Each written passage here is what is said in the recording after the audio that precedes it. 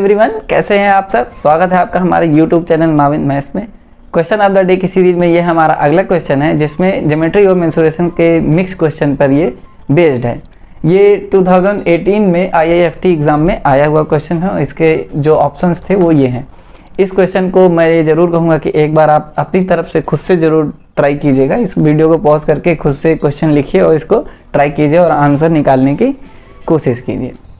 चलिए देखते हैं कि हम इस क्वेश्चन को कैसे करेंगे। सबसे पहले पढ़ते हैं कि क्वेश्चन में दिया क्या हुआ है।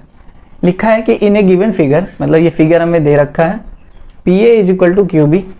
पी ए की जो लेंथ है वो क्यू बी की लेंथ के बराबर होगी। उसके बाद लिखा है कि P Q R is the arc of a circle, मतलब पी क्यू आर बोलिए या पी आर क्यू बोल सकते हैं। पी आर क्यू ये जो है एक आर्क है सर्किल का, और जिसका जो सेंटर है वो है centre of which is O such that, मतलब इस जो सेंटर है हमारा ओ, पी आर क्यू जिस सर्किल का आर्क है उसका सेंटर ओ है, और ओ पे जो एंगल बन रहा है पी ओ क्यू का वो 90 डिग्री का एंगल बन रहा है।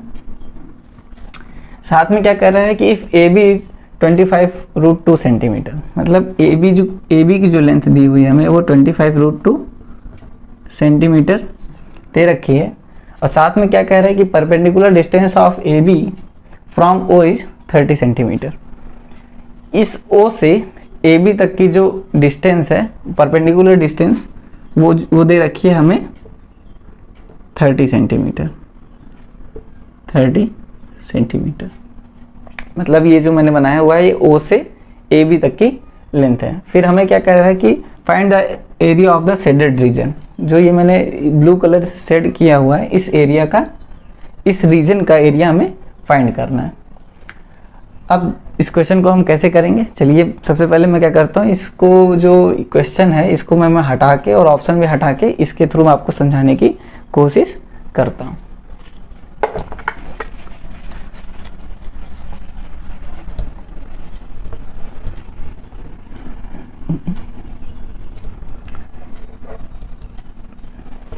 देखिए हम क्या करेंगे, सबसे पहले मैं एक ट्रायंगल आपको बना के दिखाता हूँ कि यहाँ ट्रायंगल कैसे बनेगा। मैं अगर पी क्यू को ज्वाइन करा दूं तो आप देख सकते हैं पी ओ और क्यू एक तरीके का ट्रायंगल बनेगा, और साथ ही साथ पी क्यू बी ए ये एक रेक्टेंगल बनेगा, क्योंकि जो ए बी की लेंथ होगी वही पी क्यू की लेंथ होगी, दोनों सेम है। और उसके बाद P A is equal to अगर क्यू बी के, तो इधर की साइड बराबर इधर की साइड बराबर, तो ये एक तरीके का रेक्टेंगल बन जाएगा। और ऊपर वाला एक पी ओ क्यू जो है वो एक ट्रायंगल बनेगा। तो सबसे पहले हमें सोचना क्या चाहिए, क्वेश्चन अगर हम मेंसुरेशन का क्वेश्चन कर रहे हैं तो सबसे पहले हमें ये सोचना चाहिए कि जो हमारा शेडेड रीजन अगर पूछ रहा है एग्जाम में, तो शेडेड रीजन हम कैसे निकालेंगे। तो सबसे पहले वो लिखिए, उसके बाद हमको उसको निकालने के लिए किस चीज़ की रिक्वायरमेंट होगी उसके बारे में हम बाद में सोचेंगे। सबसे पहले हम लिखेंगे क्या, तो अगर आप ये देखिए कि अगर मैं पी क्यू बी ए इसका अगर मैं एरिया ले लूँ पूरा टोटल, और साथ ही साथ पी क्यू ओ ये जो ट्रायंगल बन रहा है इसका एरिया ले लूँ, तो ये मुझे टोटल जो ये फिगर मेरा बना हुआ है इसका टोटल एरिया आ जाएगा। और उस टोटल में से अगर मैं ये जो हमारा आर्क का एरिया है, देखिए ओ पी क्यू ये जो आर्क बना हुआ है पी आर क्यू के साथ जो आर्क बना हुआ, अगर इसका हम एरिया निकाल दे तो हमें सिर्फ जो ब्लू वाला है सिर्फ वही बचेगा। तो हम उसको लिख लेंगे कि रिक्वायर्ड जो है हमें रिक्वायर्ड एरिया वो किसके बराबर होगा। पहले तो जो रेक्टेंगल बन रहा है P Q B A, area of rectangle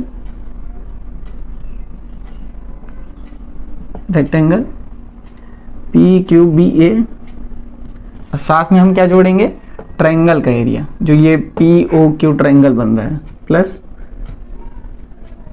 area of triangle P O Q. अब लास्ट में हमें माइनस क्या करना है, कुछ घटाना ही पड़ेगा, क्योंकि ये तो डायरेक्ट हम कर नहीं सकते हैं पूरा। अभी हमने जो निकाला है ये इस पूरे फिगर का एरिया निकला है। अब हम अगर इसमें से आर्क वाला एरिया घटा दें तो हमें रिक्वायर्ड एरिया जो है वो हमें मिल जाएगा। तो माइनस क्या करेंगे, minus area of arc PRQ। अब इस क्वेश्चन में हम ये वाला चीज़ जो हमें फाइंड करना है, अब इसमें देखेंगे हम किसको कैसे फाइंड कर सकते हैं। जो हमें दे रखा है उससे हम वैल्यूज़ फाइंड करेंगे और वैल्यूज़ इसमें पुट करेंगे और हमारा आंसर आ जाएगा। चलिए देखते हैं हम कैसे करेंगे। सबसे पहले मैं आपको समझाता हूँ ट्रायंगल को अलग करके। अगर इस ट्रायंगल को ये जो दे रखा है O P और Q, यहाँ ये R होगा। ये R क्यों होगा? क्योंकि एक ही ट्रायंगल के दो रेडियस होंगे, क्योंकि आर्क जो बनेगी वो दोनों को मिलाने से ही बनेगी, रेडियस जो बनेगी उनको मिलाने से ही बनेगी। तो ये एक तरीके का दोनों सेम हो जाएगा और ये हमें दे रखा है 90 डिग्री। तो एक तरीके का आप इसको देखेंगे तो ये आपको दिखेगा कि ये आइसोसेलेस ट्रायंगल बन रहा है।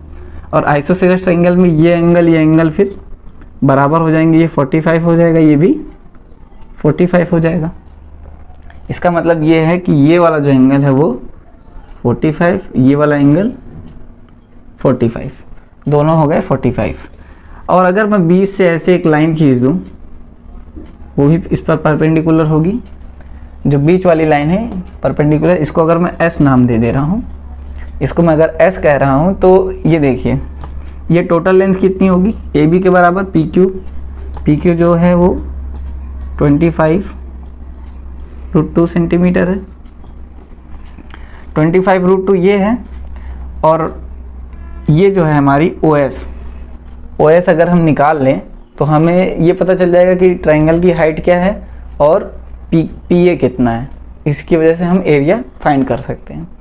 तो क्या करेंगे हम, ये एक चीज़ आप देखे ही होंगे। अगर ये देखिए एक तरीके से आप यहाँ पे 45 बन रहा है, यहाँ 45 बन रहा है, यहाँ 90 बन रहा है, यहाँ 45 बन रहा है, तो यहाँ क्या बनेगा? यहाँ भी 45 ही बनेगा। इसका मतलब ये हुआ कि ये दोनों मतलब OSQ ये भी एक आइसोसेलेस ट्रायंगल ही बनेगा। तो हमारी ये वैल्यू जो है वो दोनों बराबर हो जाएंगी। इसका मतलब हमारा SQ जो है वो बराबर होगा OS के, जो कि होगा इसका आधा होगा, क्योंकि ये पूरा है, पूरे का आधा इतना है, यानी कि 25√2/2 होगा। तो हमें OS मिल गया और PQ हमें पता ही है। अगर हम R निकाल लें तो हमें R का एरिया फाइंड करने में आसानी हो जाएगी। तो हम R कैसे निकालेंगे? इसी का स्क्वायर करेंगे, इसका स्क्वायर प्लस इसका स्क्वायर इज इक्वल टू इसका स्क्वायर। तो आप जब करेंगे तो R स्क्वायर जो आएगा वो आएगा इसका स्क्वायर प्लस इसका स्क्वायर।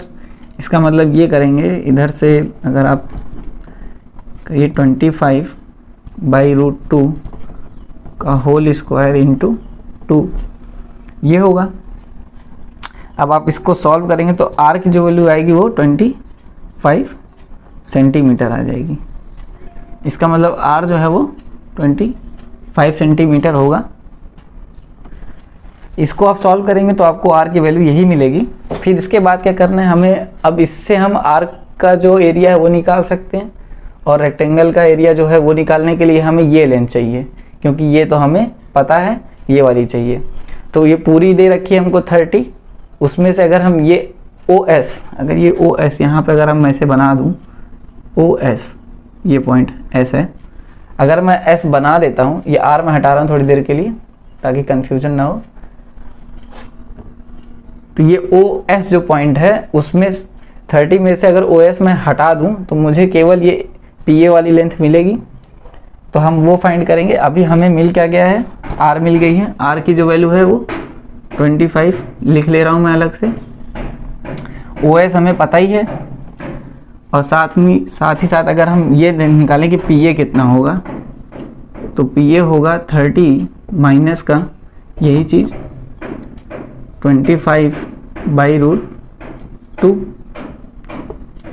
सेंटीमीटर। बस अब हमें सब कुछ मिल गया है, बस हमें एरिया फाइंड करना रह गया है। अब इसमें बस कैलकुलेशन करनी है और हमारा एरिया हमें मिल जाएगा। देखिए करना क्या है कि सबसे पहले क्या लिखा है, रेक्टेंगल का एरिया। रेक्टेंगल का एरिया यानी इतना इंटू इतना हमें निकालना है। ये है 30 माइनस का 25/√2 इंटू 25√2, 25√2, ये हमारा क्या आ गया, रेक्टेंगल का एरिया आ गया। अब हमें चाहिए एरिया किसका, POQ, एक जो ट्रायंगल बन रहा है POQ, इसका निकालेंगे हम एरिया। तो ट्रायंगल का एरिया निकाल ही सकते हैं। अगर ये 25 है, ये 25 है और 90 डिग्री का एंगल बन रहा है, तो हम जब आराम से निकाल सकते हैं 1/2 इंटू 25 इंटू 25, ये लिख सकते हैं हम हाइट इंटू बेस। अब लास्ट में हमें घटाना क्या है, एरिया ऑफ आर्क। तो आर्क का एरिया क्या निकालेंगे, 90 डिग्री हमें दिया हुआ है, अपॉन 360 करेंगे इंटू पाई आर स्क्वायर। तो आर हमें 25 दे रखा है, तो यानी कि 25 का स्क्वायर। अब ये हमें जो रिक्वायर्ड एरिया है वही फाइंड करना है। अब इसको हम मल्टीप्लाई वगैरह करके इसका आंसर निकालने का ट्राई करते हैं। अब मैं इसे मिटा रहा हूँ इधर साइड से। देखिए अब इसको आप जब सॉल्व करेंगे आगे, तो ये क्या बनेगा, 25√2 जब इससे मल्टीप्लाई होगा तो आएगा 750√2, और जब इससे मल्टीप्लाई होगा तो ये माइनस का 625 आएगा। √2 कैंसिल हो जाएंगे, तो ये हमारा आ गया। अब प्लस में ये आएगा 625/2, क्योंकि 25 इंटू 25 625/2। लास्ट वाला क्या है, ये 1/4 हो जाएगा। तो ये कितना आएगा, माइनस में 1/4 पाई 625। ये हमारा जो रिक्वायर्ड एरिया होगा वो आ चुका है। बस इसको अब सिंप्लीफाई करना है। तो 750√2 तो रहेगा ही रहेगा। अब यहाँ से मैं 625 कॉमन ले रहा हूँ, माइनस में कॉमन ले रहा हूँ 625, तो हमारा आएगा क्या, 1। सबसे पहले ये 1 प्लस 1/2 माइनस हो जाएगा, माइनस कॉमन लिया है तो ये माइनस होगा। ये माइनस में है, मैंने माइनस के साथ कॉमन लिया है तो ये माइनस में होगा, और ये क्या होगा, प्लस में π/4। अब इसके बाद क्या होगा, जो हमें आंसर चाहिए वो मिल जाएगा। अब यहाँ पे 625 है, 1 में से 1/2 हटेगा तो वो आएगा 1/2 प्लस का π/4, ये होगा सेंटीमीटर स्क्वायर में। यही हमारा इस क्वेश्चन का आंसर होगा। जो मैंने लास्ट शुरू में ऑप्शन लिखे थे उसमें एक ऑप्शन ये था जो कि 3rd नंबर पे था, और वही इस क्वेश्चन का हमारा आंसर है। इसी तरीके के वीडियो देखने के लिए लाइक कीजिए, शेयर कीजिए, सब्सक्राइब कीजिए और कमेंट करके बताते रहिए आपको ये सेशन कैसा लग रहा है। Thank you for watching Mavin maths.